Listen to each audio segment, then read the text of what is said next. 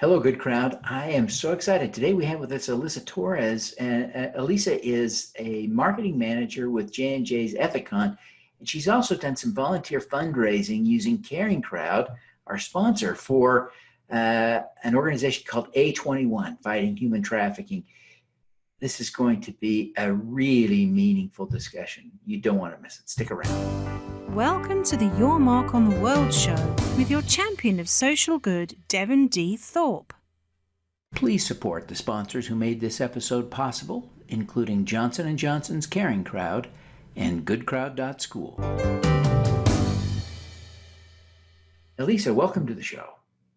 Hi, Devin. Thank you so much for having me. Well, we're thrilled to have you, and thank you for making time for us. I know how busy you are. Let's step way back. You have some real passion around fighting human trafficking. Where does that come from? I think over time of getting exposed to that topic and the efforts of other people, going on a mission trip really opened my eyes to what a problem this was. It gave me a strong personal connection. And as I spent some time thinking about that, I thought really that could have been me, having struggled with homelessness myself as a family, experiencing poverty when I was around 8 years old. It became really personal because you realize what a slippery slope it is and how quickly you yourself could end up in such a challenging or compromising situation. You've shared a story elsewhere of your experience in a shelter when you were 8 and seeing one of the other girls there seem to become a victim of trafficking. How did that affect you then? So my family experienced homelessness around that age, and then years later when I was volunteering is where I encountered the girl and kind of had that aha moment. And it's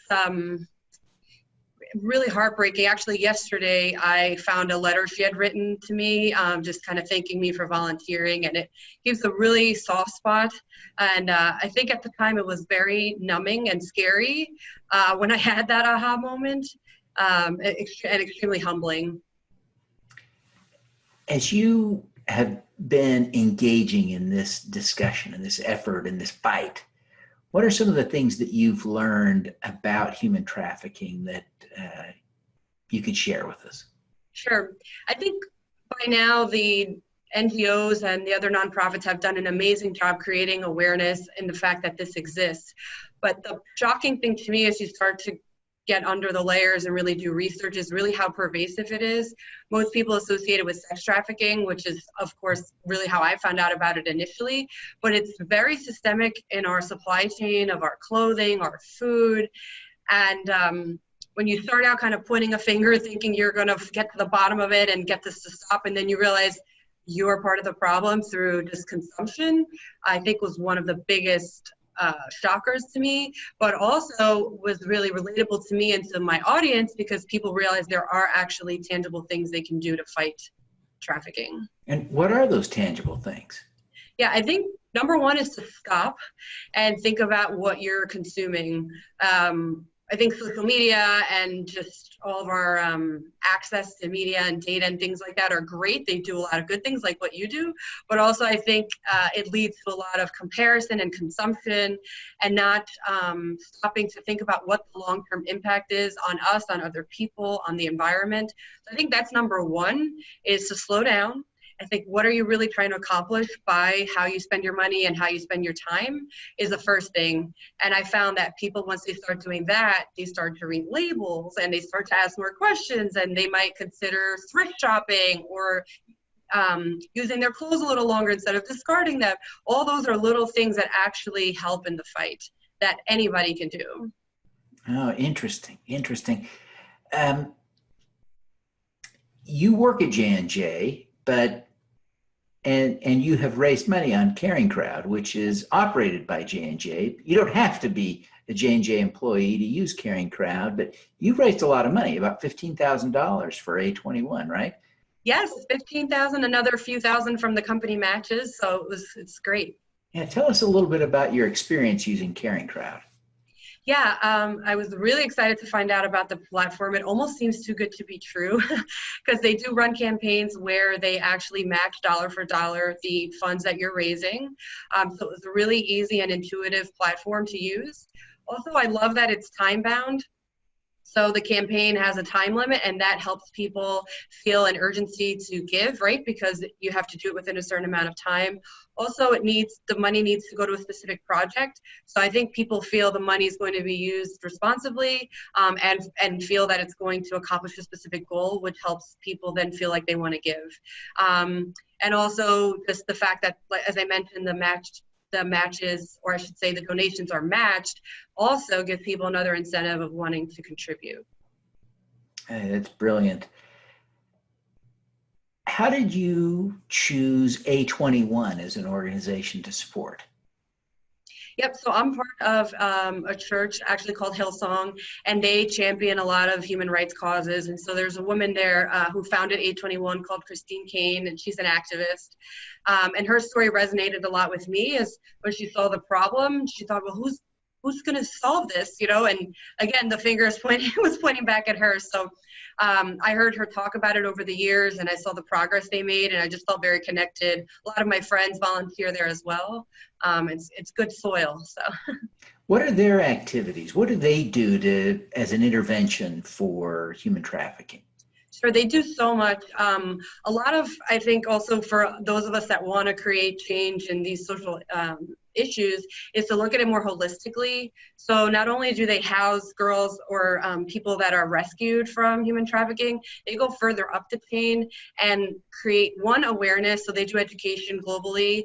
They create curriculum that goes into schools. And one unique thing actually is they're actually working to get legislation changed, because oftentimes the traffickers are the least penalized for these crimes. And so they're working to change those laws and to make sure that those people are prosecuted, among a number of other things they do, but those are the main initiatives that at least I'm aware of.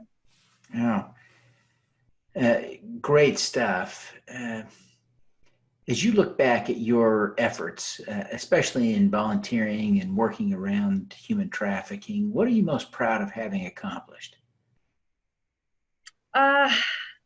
I'm proud of giving, so the girl I talk about in the talk her name's Adelina.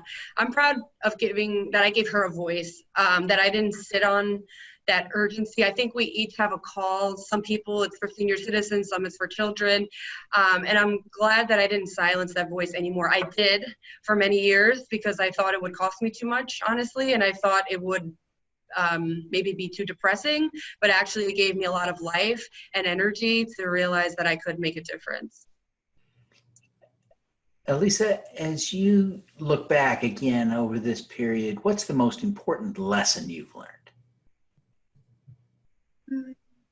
That something is better than nothing. And so a lot of times we're paralyzed because we want things to be perfect and we're worried about what people will think.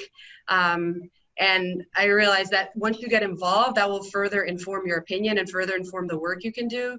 And it doesn't have to be perfect. From there, you can refine as you learn. So that was a big lesson. That is an important lesson. You know, a lot of people have, I'll have to edit that out. As you think about your life experiences, some of which you feel influenced your decision to engage in this fight, a lot of people have had similar experiences, but they don't pick up the torch. They haven't engaged as actively as you have. Why do you think you felt compelled to actually pick up a sword and go to work? I think the connection to so much the girls, like just realizing again how much that could be me, it could be my nieces. And I think also my faith, calls us to come against injustice. It's really important that when you have privilege, you do something with it. Yeah, interesting. Elisa, what is your superpower? I think it is empathy, and that has evolved Over time, I was not always that way. I felt, if I made it out of poverty, then other people should be able to. And I think that was a really naive outlook. And so again, from the travel and the exposure to different countries and different problems, I developed empathy. And not pity for people, but just empathy, and realizing like it's hard, and it really could be anyone. And because they are a brother or sister, it matters, and we need to take action. Wow. Well, Elisa, thank you so much for taking the time to be with us. Before you go, I wonder if you'd tell people how they can learn more about human trafficking and how they can connect with you. Sure. The organization we talked about is A21. That's A21.org. My name is Elisa, Elisa Torres, Torres. So you can connect with me on YouTube or on LinkedIn. Fantastic. Well, again, Elisa, thank you so much for joining us today, and we wish you every success in ending human trafficking. Thank you so much for the opportunity, Devin. Take care. All righty. Let's do some good. At CaringCrowd, we believe everyone has the power to make a difference. Through our crowdfunding platform for community health, we empower passionate people to drive real change. Whether you work for a nonprofit organization, volunteer, or want to get involved for the first time, you can post a campaign on CaringCrowd. Join us, because caring is where change begins. At GoodCrowd.school, 5% of what you pay to learn how to make a difference goes to nonprofits working to eradicate extreme poverty, improve global health, and reverse climate change by 2045. So when you take a course to learn how to change the world, you do change the world. Get started at GoodCrowd.school today. Thanks for tuning in to the Your Mark on the World show, the Social Impact Podcast. Please subscribe via YouTube, iTunes, Google Play, Stitcher, or Spotify.